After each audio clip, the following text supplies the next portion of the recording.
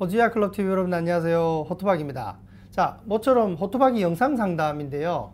사연의 내용은 지난주에 저희 호주야 클럽 웹사이트 게시판에 이렇게 문의를 주신 분이세요. 주제는 20대 대기업 부부 호주 영주권 도전. 저는 현재 환경 분야 연구직으로 근무하고 있고, 이 문의 주신 분이 웬디라는 여자분이 있으니까 와이프 분이세요. 직장에서 학사로서의 한계를 느껴 재직기간 만 3년을 채우고 22년부터 환경 분야 석사로 입학할 곳을 알아보고 있습니다. 자, 남편이 2019년 2월에 전기공학 학사를 졸업하여 내년 21년 2월까지 476 비자 어플리케이션이 가능한 상태이며, 문제는 해외 경험 없는 남편이 호주에서 일을 하기 위해서 어떤 과정을 거치느냐와 최종적으로 기술 이민에 성공하여 영주권 취득이 가능한가입니다. 근데 이제 웬디님은 호주 홀 경험도 있고 영국 파운데이션도 1년 하셨고 영국 대학 1학년까지는 다니다가 이제 학업한 경험이 좀 있으시죠. 그래서 아마 영어 조건이 좀 더 나으신 것 같아요. 남편분은 현재 이제 476 비자를 준비한다는데, 자, 이 476 비자가 왜 여러분들이 신중하게 생각하셔야 되냐면요. 워싱턴 오코드라고는 좀 아실 겁니다. 예. 한국에서 보통 공학 인증, 국제 공학 인증을 말하는 건데, 아주 과거는 아니더라도요, 자신이 나온 학과 사무실에 연락해 보시면 자신이 워싱턴 오코드 적용이 되는지는 대부분 아실 거예요. 혹 워싱턴 오코드 나는 못 들어봤는데 하시는 분들은 대부분 워싱턴 오코드 적용이 안 되시는 분이고요. 워싱턴 오코드 자기가 된다라고 하시는 분들은 대부분 인지하고 계세요. 이런 분들은 호주에서 학업을 안 하셔도요, 476 비자, 졸업생 임시 비자 18개월짜리를 받을 수 있어요. 졸업한 지 2년이 지나지 않았다면. 그러면 워홀보다 훨씬 더 좋은 조건이잖아요. 농장 같은 데 가서 뭐 세컨 막 연장 안 해도 되고요. 그냥 18개월짜리 비자가 딱 주어지고 풀타임 일할 수 있으니까요. 그런데 이제 유학 후 이민의 도전을 염두에 두시는 분은요, 476 비자도 어쨌든 485 비자처럼 졸업생 비자 중에 하나거든요. 이 졸업생 비자는 평생 한 번입니다. 그러면 아까 점수 계산에서 뒤에 점수 계산 나오는데요. 보시면 호주에서 학업하지 않고서는 점수가 안 되거든요. 그럼 내가 이미 476 비자로 졸업생 비자를 받아서 호주에 와서 18개월 동안 뭐 엎치락 뒤치락 하면서 레주메도 좀 돌려보고 하다 보니 취업이 안 되거든요. 왜? 능력의 문제가 아니라 비자의 문제입니다. 18개월짜리 임시 비자를 가지고 있는 사람한테 엔지니어 분야 회사에서 이 호스피탈리티 같은 접객업이 아니잖아요. 뭐 카페, 레스토랑, 호텔이 아니잖아요. 예. 전문직, 정말 엔지니어 전문직 이런 엔지니어 회사에서 18개월짜리 비자를 들고 있는 사람한테 제대로 된 포지션을 주기는 현실적으로 매우 어렵습니다. 제가 자꾸 18개월 하지만 18개월 아니죠. 비자 받은 그날이 18이죠. 18개월이잖아요. 호주 와가지고 레주메 돌리고 6개월만 지나봐요. 그럼 1년밖에 안 남잖아요. 그러니까 안 된다는 거예요. 그래서 이분들이 그렇게 졸업비자로 와서 호주에서 엎치락뒤치락 해보고, 역시 힘들구나. 그럼 내가 호주에서 그냥 학업을 하고 호주 학업 점수, 호주 지방지역 학업 점수, 190 주정부 스폰서 이런 것들에 유리해지니까 이제 그 비자를 신청하죠. 그러나 문제는 뭐죠? 네, 이제 졸업비자에 기회가 없다는 거예요. 그럼 내 학생비자가 끝나면 기술심사 통과하고 여러 가지 단계를 거쳐야 되잖아요. 필요하면 PY 점수도 해야 되고. 근데 졸업비자를 과거에 476 비자로 써버렸잖아요. 가장 강력한 무기 하나를 내가 잃어버린 거예요. 그래서 476 비자는 절대 유학 후 이민에 도전하려고 하시는 분들은 섣부르게 쓰시면 안 돼요. 네. 그 476 비자를 써서 뭐 호주에 있는 삼촌이 큰 엔지니어링 회사를 하는데 내가 가자마자 바로 나를 뭐 스폰서 해줘서 취업 이민으로 연결된다, 뭐 이런 경우가 아니라고 하면 476 비자는 정말 조심하셔야 됩니다. 자, 남편분의 점수 계산을 다시 한번 해볼게요. 자, 이분이 이제 호주에서 석사 과정을 다시 한다고 가정을 하면요. 그럼 나이는 여전히 아직 33세가 되기까지는 시간이 좀 남아있잖아요. 그죠? 그럼 나이, 영어는 7.0만 일단 잡으면 10점. 호주 학위 15점. 그냥 학위 점수 15점. 호주 학업 5점. 지방지역에서 학업을 하면 5점. 그리고, 배우자분이 영어가 지금 이미 6.0이 넘잖아요. 그죠? 근데 배우자분이 기술심사 통과가 안 돼요. 현재 상태로서는. 그래서 배우자 점수는 5점만 넣어야죠. 15점이 아니고. 그리고 PY를 한다라고 하면 5점이 생기고요. 주정부 스폰서까지 받는다라고 하면 그래야 80점이에요. 그러니까 남편분이 189 인비테이션을 받기는 매우 어렵고요. 190은 어느 정도 도전해 볼 만한데, 그래도 남편분이 지금 6.0을 염두에 두고 공부하고 있다 그러니까 이 남편분이 영어 10점, 즉 이치 7에 해당하는 부분 가능하리라고는 보여지는데 상당 기간 영어에 대한 에너지를 쏟아야 돼요. 그렇다라고 하면 학업하면서도 계속해서 영어에 대한 에너지를 쏟아야 되고 그만큼 재정적인 압박을 받겠죠. 왜? 내 알바할 시간을 줄여서 영어에 더 투자해야 되니까요. 그래서 결국은 이 두 분의 같은 경우는 저는 개인적으로 이 와이프분 웬디님이 학업을 하시는 게 훨씬 더 유리하다고 봅니다. 웬디님 점수를 다시 계산 한번 해볼게요. 예, 영어는 8.0이 되면 정말 뭐 심플해지는데 예, 영어는 일단 7.0으로만 계산하고요. 그리고 학위 점수 15점, 호주 학업, 역시 호주에서 석사 학업을 하시면요. 그러나 이제 문제는 석사 학업이 될지가 지금 미지수예요, 이분은요. 예, 항공우주공학을 졸업했는데 이분은 환경공학에 대해서 지금 관심을 가지고 계신데 환경공학 석사 입학은 만만치 않을 것 같아요. 3년 경력을 어떻게 잘 어필해서 어플라이를 해보겠지만 네, 만만치는 않아 보입니다. 그리고 지방에서 이제 학업을 하게 된다라고 하면 이 웬디님이 학업했을 때 유리한 건 배우자 점수 10점을 넣을 수 있어요. 왜냐하면 배우자분이 워싱턴 어코드에 적용이 되잖아요. 그리고 IELTS 6.0은 뭐 충분히 되실 거니까 배우자 점수 10점을 받을 수가 있죠. 그리고 PY 점수, 주정부 점수까지 하면 이 웬디님이 학업했을 때는 85점이 되고요. 그리고 웬디님은 아무래도 제 생각에 뭐 CCL에 대한 가능성도 매우 높아 보이고요. 그리고 졸업 후 뭐 5점 정도, 1년 정도 경력을 쌓는다라고 하면 이 1년 경력은 주 20시간이기 때문에 어느 정도는 트라이 해볼 수 있거든요. 네, 5점을 더 쌓고 이러면 이제 뭐 95점까지도 되겠죠. 리서치 공부를 하지 않고요. 영어가 만약에 8.0이 된다 그러면 뭐 점수 계산은 아주 심플해지고요. 그래서 웬디님은 학업을 하면 충분히 189 혹은 190 정도는 지역 선정만 잘한다라고 하면 가능성이 매우 높아 보입니다. 자, 여러분들은 이 두 분의 조건을 가지고 어떻게 평가를 하세요? 이분들이 뭐 이제 제가 이런 얘기를 하면 얼마 전에 제가 밑에 링크를 달아 드릴게요. 그 40대 대기업 다니는 가장 호주 이민 도전 뭐 이라는 제가 영상을 올렸더니 좀 많은 분들이 봐주셨는데 그 댓글을 보면 막 이런 내용들도 있어요. 아니 40대 대기업 한국에서 잘 다니는 그분이 호주 와서 할 수 있는 일이 얼마나 제한적인데 호주로 오시려고 도전을 하시냐, 도전하지 마시라 뭐 이런 분도 계시고요. 어떤 분은 또 40대 대기업 다닌다라고 해도 앞으로 5년 10년 후는 미지수잖아요. 불확실함이 크잖아요. 그래서 호주를 한번 도전해 보시는 건 어떤가 뭐 이렇게 또 보시는 분도 계신데 여러분들 그 영상도 한번 보십시오. 근데 이제 이분 같은 경우는 그런 분들보다는 훨씬 더 나은 조건이세요. 왜?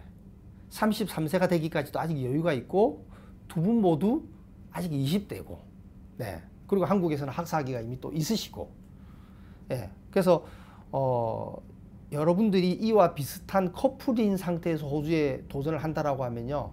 호토바이가 가장 심혈을 기울여서 이렇게 조언을 해주는 부분이 바로 이 첫 번째입니다. 누가 공부할 것인가?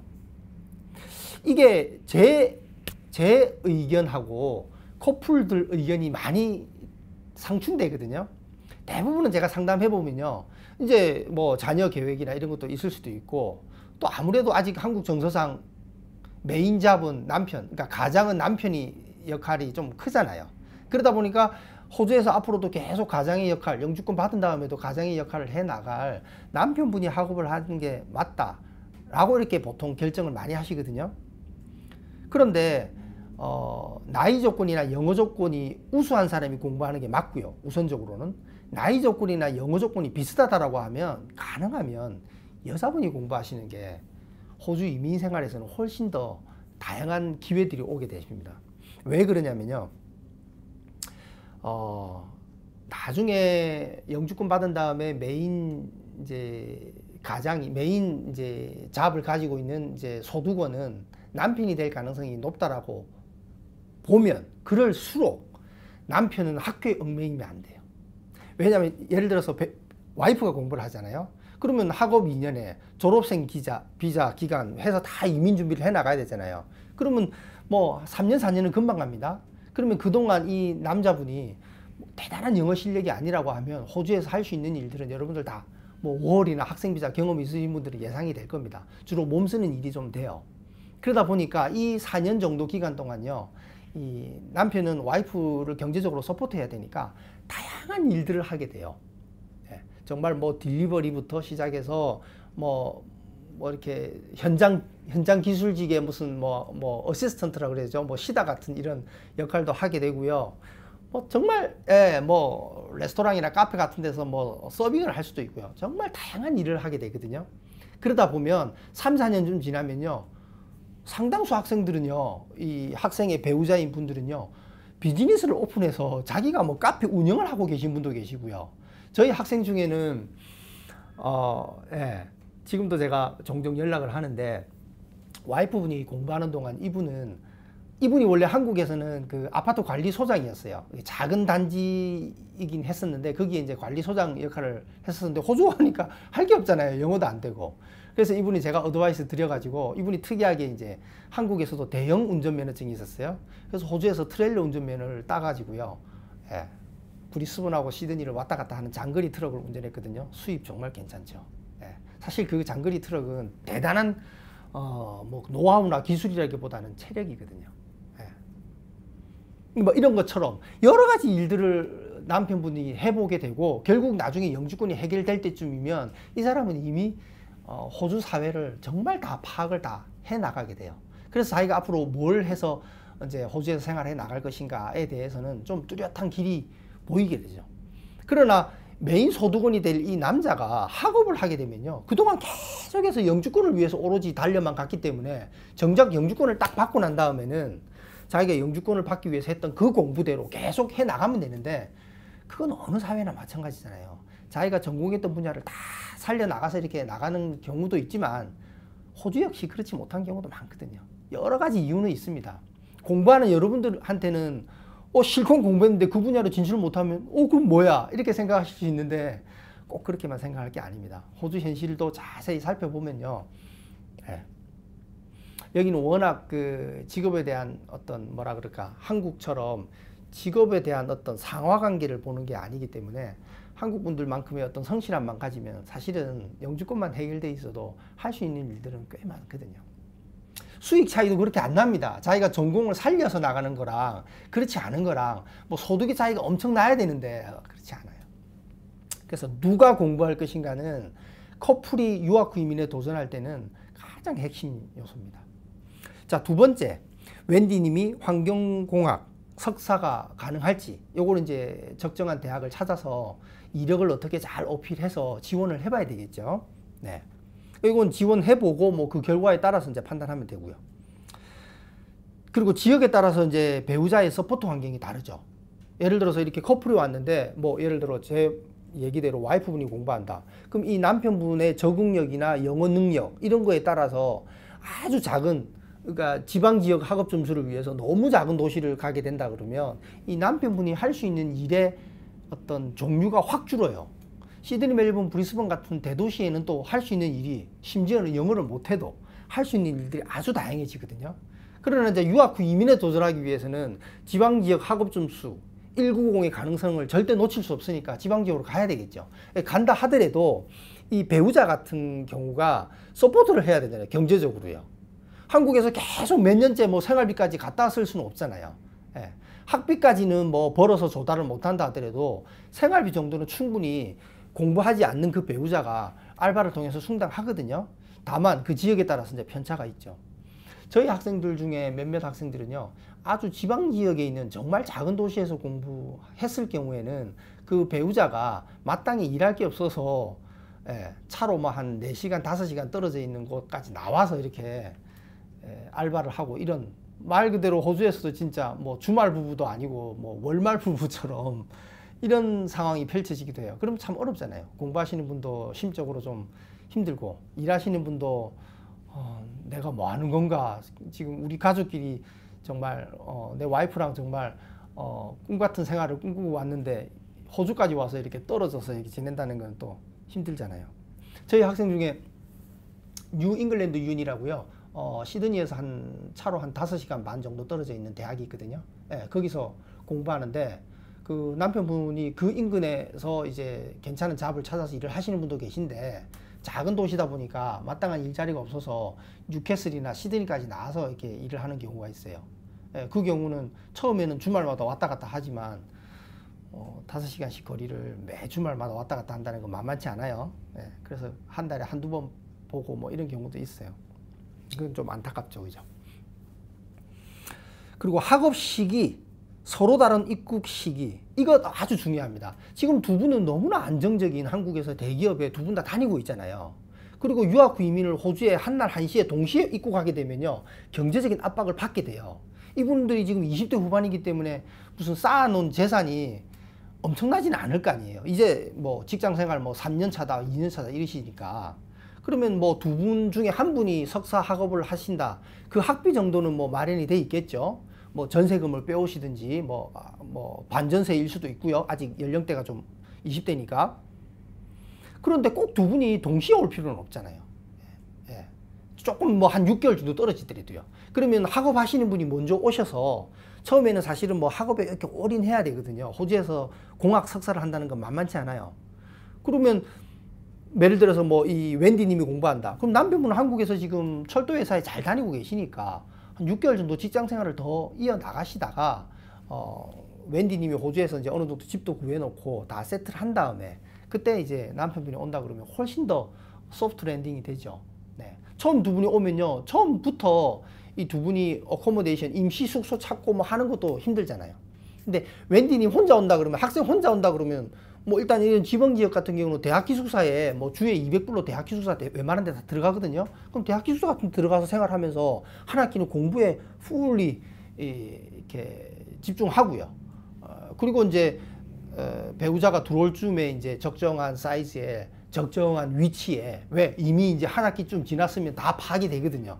그때 이제 집을 렌트 해놓고, 그리고 대학 주변이다 보니까 우리가 쉐어생 받기도 좋겠네. 그러면 방 2개짜리 아파트를 구하고 두 분이 방 하나 쓰고 남은 방 하나를 같은 대학에 또 학생들한테 쉐어 줄 수도 있거든요. 그러면 렌트비가 또 확 내려가기도 하잖아요. 그리고 남편분을 잘 아니까, 배우자분을 잘 아니까 미리 한 학기 공부하면서 우리 배우자가 왔을 때 어떤 일을 한번 해보면 좋겠다라고 미리 좀 이렇게 또 상황 파악도 할 수도 있고요. 그러면 경제적으로 훨씬 더 안정적이게 돼요. 그래서 꼭 한날 한시에 두 분이 같이 호주로 들어오시지 않으셔도 되기 때문에 이 부분도 잘 한번 살펴보셔야 되고요. 그리고 이제 학업 좀 변수도 있죠. 뭐 임신이라든지 뭐 이런 것들. 예. 그래서 결국은 이 두 분은 이렇게 뭐 30대 후반, 40대가 아니기 때문에요, 유학 후 이민에 잘만 지금 뭐 영어적인 능력도 어느 정도 갖춰져 있고요. 그리고 이 웬디님은 뭐 영국에서도 학업을 해보셨기 때문에 적응력도 충분히 있다고 보고요. 예. 그리고 결정적으로 두 분 다 20대고. 예. 도전은 저는 해보실 수 있는데, 다만 이 웬디님이 석사 학업을 할 수 있다라고 하면, 그러면 학업 기간이 2년으로 짧아지니까 충분히 도전 한번 해볼 수 있고요. 만약에 석사 학업이 안 된다라고 하면 환경공학 쪽을 다시 학사 학업을 해야 되니까 그때는 또 퀘스천 마크죠. 왜냐하면 공학 학업을 다시 4년을 한다는 거는 항공공학을 학업한 걸로 학점 면제를 좀 받기는 좀 쉽지 않아 보여요. 좀 많이 다른 분야이기 때문에요. 모르겠어요. 뭐 한 2~3과목 정도는 면제 받을는지는 모르겠는데, 그렇게 되면 이제 학업 기간이 너무 길어지고 학업을 마친 시점이 33세가 또 넘어가고 또 시나리오가 복잡해지죠. 예. 그래서 일단 호토바기가 드리는 조언은 이렇게 한 4가지, 5가지로 이렇게 좀 추려봤어요. 여러분들은 좀 어떻게 생각하시는지, 이 방송을 보신 커플분이 호주 유학 이민에 도전하신다라고 하면 본인들의 어떤 상황들이랑 잘 견주어서 한번 호주 현실에 맞는 판단을 한번 해보시기 바랍니다. 좋아요, 구독 부탁드립니다. 감사합니다.